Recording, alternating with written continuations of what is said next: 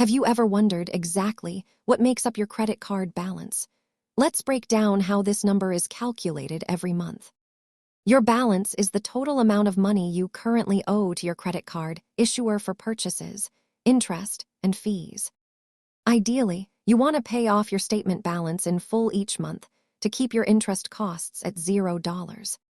Your balance grows when you swipe your card, but it also increases if you carry debt, which triggers interest and potential late fees.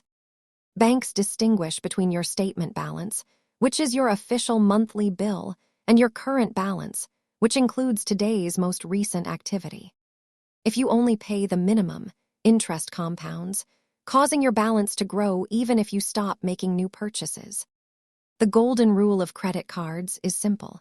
Always pay the full statement balance by the due date to keep your financial life simple. Understanding your balance is the first step toward healthy credit habits. Thanks for watching, and remember to check your statements regularly.